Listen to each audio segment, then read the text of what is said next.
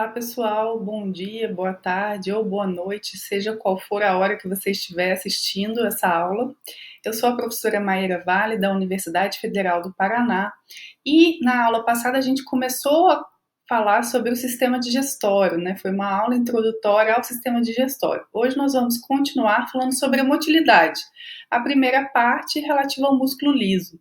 Mas só para recapitular, a motilidade faz parte de um dos 4 principais processos do sistema digestório, né, para o funcionamento dele. Quais são eles mesmo? Então, primeiro que a gente já falou, motilidade, a gente pode falar também da secreção, digestão e absorção. A gente vai ver todos eles em aulas que virão, e hoje a gente começa com a motilidade, enfocando primeiro o músculo liso para ser uma aula mais curta, não ficar uma coisa muito comprida.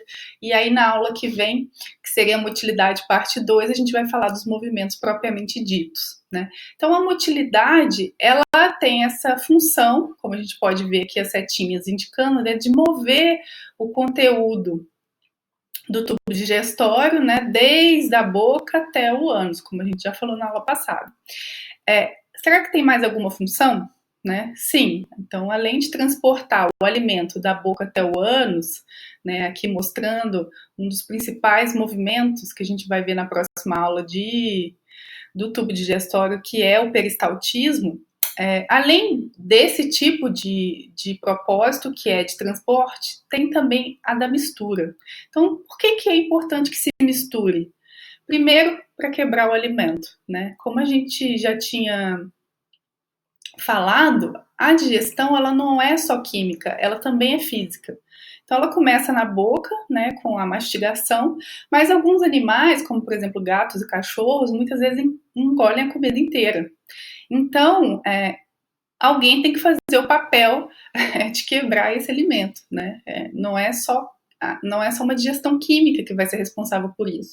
Então, a motilidade vai ter essa função de quebrar em fragmentos menores aquilo que a gente ingeriu, né? Ou que o animal ingeriu. Além disso, essa mistura permite que o conteúdo seja misturado às secreções, o que também é importante para a digestão. E, por fim, para expor aquele conteúdo às paredes do intestino, principalmente. E isso é importante porque para absorção, né? Porque tem que ter esse contato para absorver, e se ficasse parado, né? Se ele só se movesse, imagina que talvez ia ser absorvido o que está aqui, mas não o que está no meio, né? Então essa mistura ela é importante também para pôr tudo em contato com as paredes, né? Imaginando que isso aqui é um tubo. E é importante, sim, para absorção, e é fácil de entender isso, mas também para digestão, e a gente vai ver o porquê lá na frente.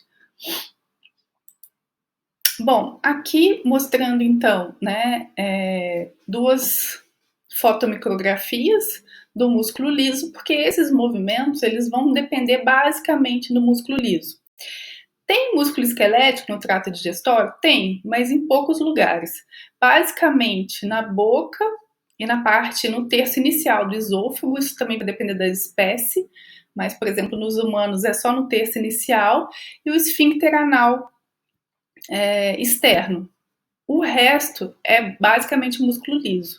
Quando a gente pensa em músculo liso, por que essa informação é relevante, né? Porque ela não está sob nosso controle direto, né? A gente consegue controlar conscientemente o músculo esquelético, mas músculo liso não. Por isso que tem exatamente no ânus e na boca e no início do esôfago. A gente controla quando a gente vai engolir e controla o momento apropriado, digamos, de defecar. Mas a gente não controla depois que chega no esôfago, no estômago, a partir dali a gente não controla mais a velocidade dos movimentos, né? Isso vai depender do sistema nervoso extrínseco, do intrínseco e dos hormônios, né, que vão regular a motilidade. Então aqui, só para lembrar, né, a gente, na parede do intestino e do tubo digestório como um todo, também, por exemplo, no esôfago, o que a gente vai ter? Uma camada circular e uma camada longitudinal de músculo liso. Então aqui são fotomicrografias, né, de microscopia eletrônica, mostrando músculo liso circular e músculo liso longitudinal. O único detalhe aqui é que isso aqui, na verdade, é o vascular, né? E aqui, sim, realmente é intestinal, mas por trás, tá vendo? A gente vê que justaposto tem outra camada, que é a camada circular. E aqui já seria um corte de microscopia óptica, né, utilizando hematoxilina e eosina e mostrando justamente as duas são fibras de músculo liso, e a gente percebe que elas simplesmente estão orientadas de modo diferente, porque realmente uma é a camada circular, outra é a longitudinal. Então, numa o corte é transversal e na outra é longitudinal. É interessante também lembrar que existem outros tipos, né, de músculo liso, e eles não são... O que a gente vai ver aqui é do trato digestório. Por quê? Eles não são todos exatamente iguais, eles vão ter características um pouco diferentes, dependendo do órgão oco onde ele está, né? Por exemplo, o vascular é diferente do trato digestório, o gênito urinário também, né? Os músculos dos brônquios são diferentes, então, enfim, eles são músculos lisos, mas não são exatamente iguais. Então, em relação ao trato gastrointestinal, é uma musculatura lisa visceral unitária, que não é o caso de todos os exemplos que eu estava falando anteriormente, né? Então, o que acontece? São células longas e finas que ocorrem em feixes e elas estão conectadas por junções comunicantes ou gap junctions. Por que será que isso é relevante, hein, gente? Porque vai conectar, e isso vai permitir que substâncias passem de umas para as outras, sejam mensageiros secundários ou mesmo íons. E o que possibilita isso? Que essas células todas contraiam em conjunto. Elas respondem de modo conjunto, então elas funcionam como sincício funcional. A contração é ativada por cálcio, né, como todos os tipos de contração, na verdade. E aqui em amarelinho, não sei se vocês estão vendo bem, o que será que a gente está vendo? É uma coisa que a gente falou dos neurônios entéricos na aula passada, né? É um axônio contendo o quê? As varicosidades. Então, lembra que eu falei que, no geral, eles vão ter uma grande extensão de atuação, que eles conseguem liberar muitos neurotransmissores. Então, tá vendo? Na verdade, o que acontece é que essas células que estão aqui em contato com ele vão ser moduladas pelos neurotransmissores que estão sendo liberados. Mas como as outras do tecido estão conectadas por junções comunicantes, elas vão atuar conjuntamente. Por isso ele é chamado de unitário. Não que são células únicas, mas ele funciona conjuntamente. Além disso, ele tem outras características bastante diferentes, né? Morfologicamente mesmo. Então, aqui a gente está vendo um esquema clássico do músculo esquelético estriado, né? Que a gente vê essas estrias, que são as miofibrilas ordenadas, né? Já o músculo liso, ele não vai ter essa ordenação, né? A ordenação dos filamentos, ela é meio oblíqua e ela se ancora nos corpos densos, que são aqui essas bolinhas azuis. Né? Aqui, além disso também, por exemplo, mostrando aqui os filamentos grossos, eles são diferentes, né? Eles são também organizados de modo diferente em relação ao músculo esquelético. Então, aqui embaixo do músculo esquelético e aqui, né, como a gente pode ver, está igualzinho ao músculo liso, né? Então, essa parte aqui, essa representação, ela está aqui. Então, estruturalmente, esses músculos são diferentes. E isso resulta no quê? Resulta num tipo de contração que é diferente. Como esses fechos, eles têm uma sobreposição parcial dos miofilamentos, e os miofilamentos também eles se deslocam, não organizadamente, mas de forma oblíqua na célula, funciona como uma rede ao redor de toda a célula. Quando ela contrai, aqui mostrando uma célula de músculo liso relaxado, quando ela contrai inteira. Então isso é um pouco diferente do músculo esquelético, né, que tem aquela coisa organizadinha, né, de deslizamento e de diminuição só de comprimento. Então, essa distribuição dos miofilamentos, enfim, as características desse músculo fazem com que ele também tenha algumas características diferentes do músculo esquelético funcionalmente. Então, quando a gente lembra do músculo esquelético, o que a gente pensa, né? Quanto mais diminuir o comprimento por causa do deslizamento, maior é a força, maior a tensão.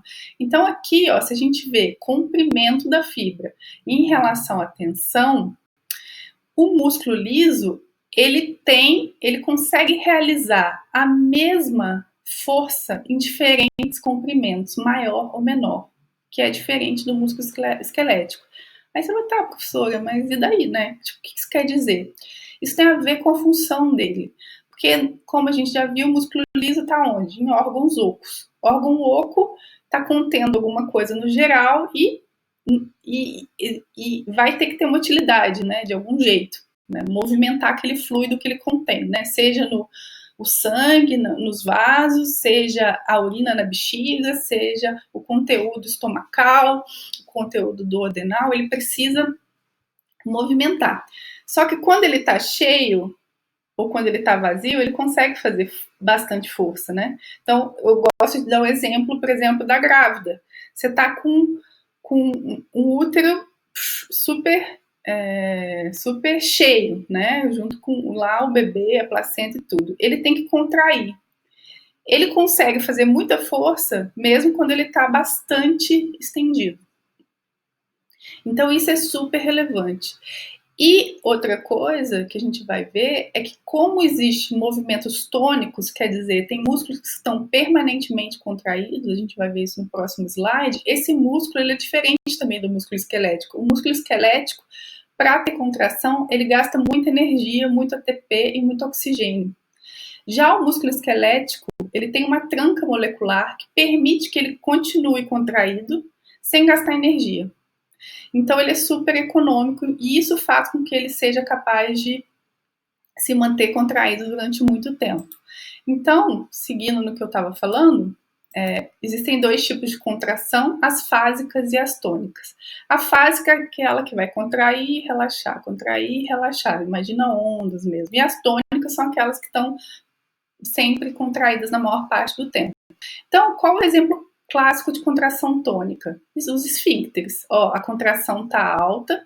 Aqui só observando, né, no eixo Y, no eixo X, no eixo Y aqui, a gente tem contração, relaxamento, né, indo para cima, contração, aumento de força, para baixo, diminuição de força, relaxamento, e aqui ao longo do tempo. Então, os esfíncteres, a maior parte do tempo, eles estão contraídos.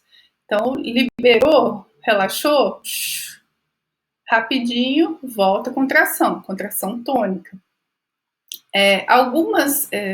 Alguns tecidos, né, com músculo liso, eles estão sempre parcialmente contraídos, por exemplo, vasos sanguíneos e vias aéreas. Outros estão normalmente relaxados, tipo a bexiga urinária e o esôfago. Em alguns momentos eles aumentam a contração e depois voltam de novo a ficar relaxados. E o estômago e o intestino vai ter a famosa contração fásica, né? O peristaltismo, que é esse que vai permitir o movimento e que contrai, relaxa, contrai, relaxa. Como a gente já viu, essa contração tônica é possível porque o músculo liso ele é muito econômico energeticamente. Uma coisa também interessante da gente saber é que existem muitos dados sobre o tamanho, apesar da gente saber que tem muitos e muitos métodos, a gente vê uma variedade muito grande da descrição do tamanho, por exemplo, do intestino nas espécies. E por que isso se dá? Porque é totalmente diferente você medir num animal vivo e num animal morto. Por quê? Porque sempre existe um certo tônus, sempre tem uma contração mínima ali, principalmente da camada longitudinal, que faz com que esse intestino diminua de tamanho. Então, no geral, quando você vai fazer a autópsia, depois que você tira o órgão de dentro, você não consegue retornar, porque ele aumenta muito de tamanho, né? Porque ele relaxa e aí ele se estende, porque sempre vai ter um tônus mínimo.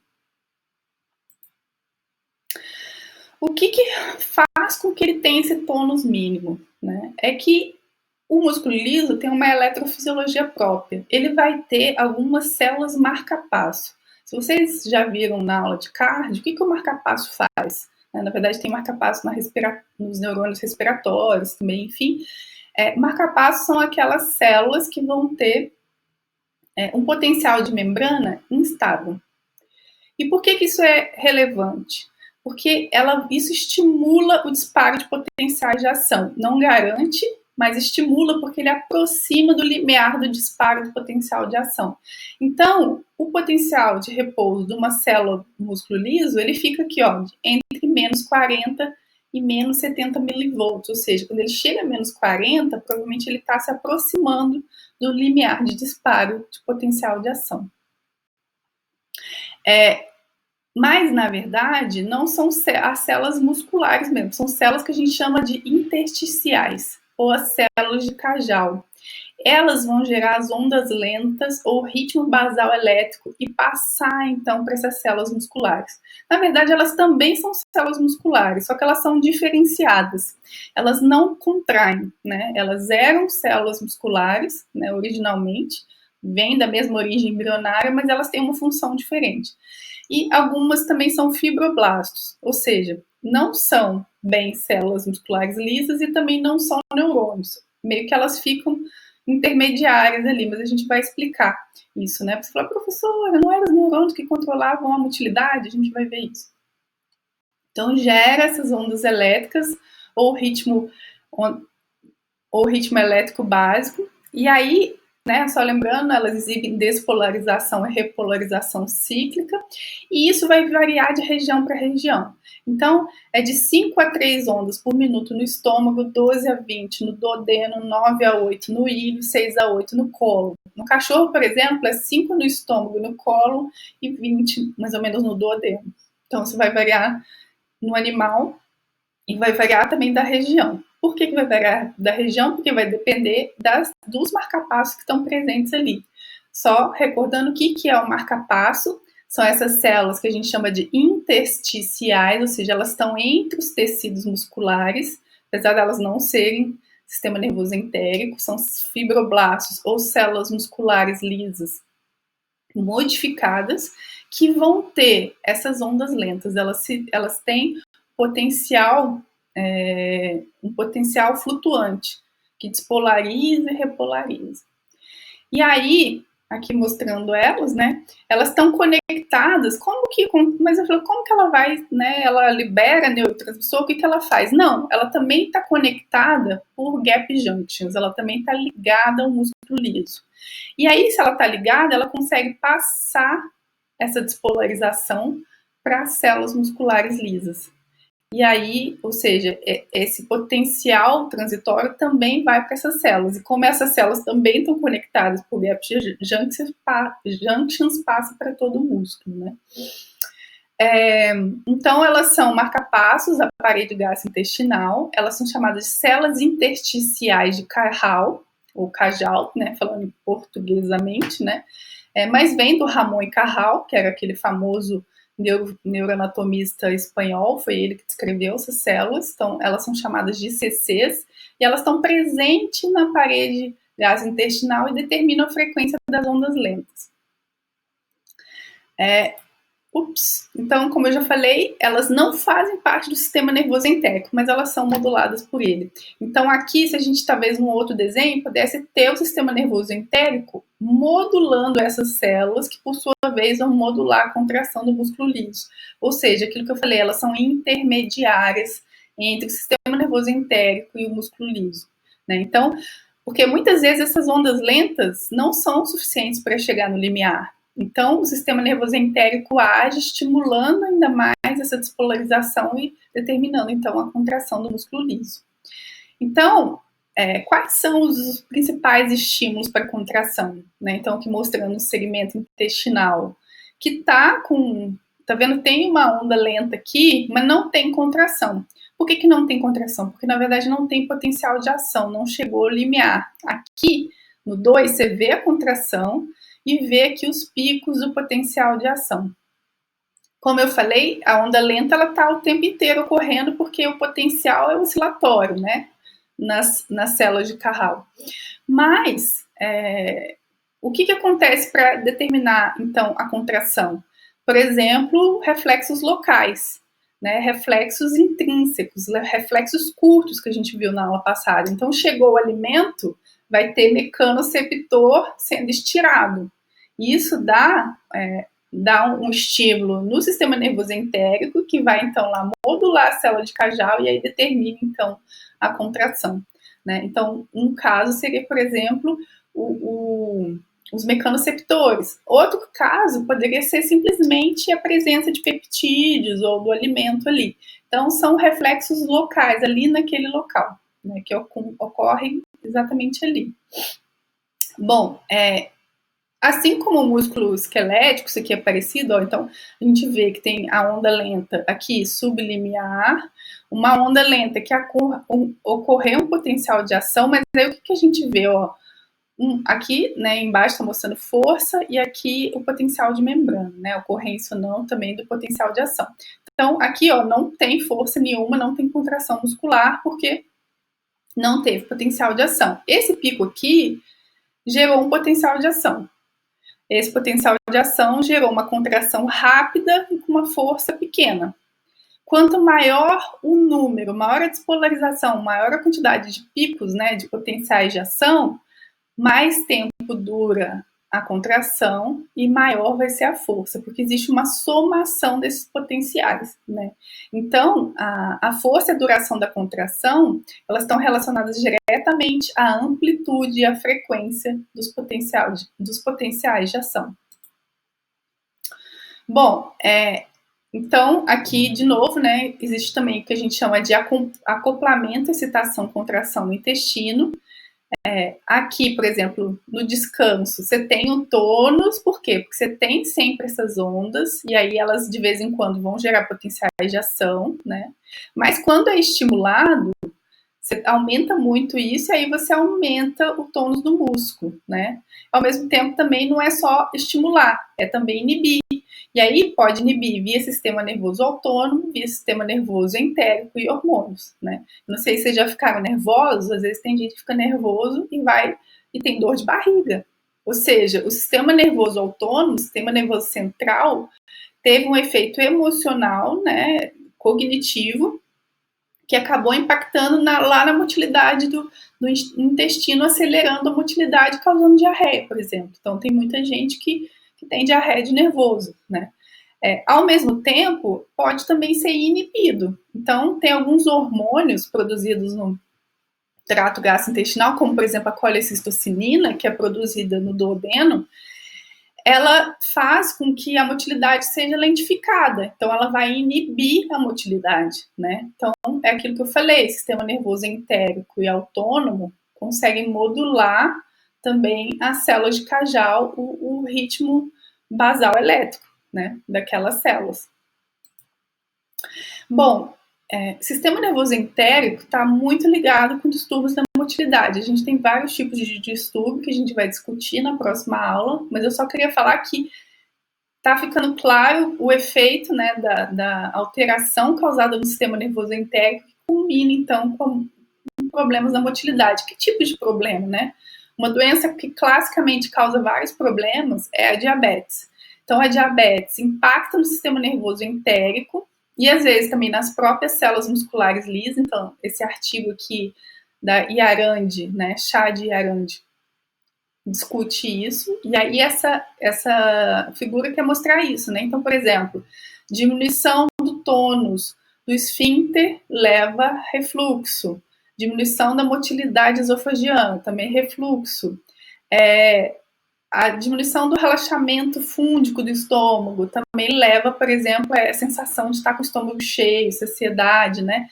Diminuição do esvaziamento gástrico também causa problema, inclusive náusea, vômito. Diminuição do tempo de trânsito intestinal, diarreia, aquilo que eu estava falando, nervoso, né? Diminuição do tempo de trânsito, quer dizer, aumento de motilidade.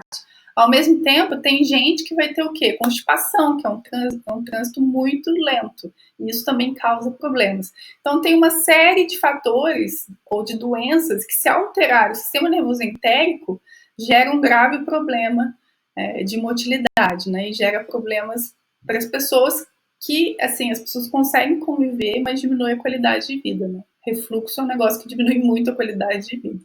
Por exemplo, né, ou constipação, ou essa sensação de estômago pesado.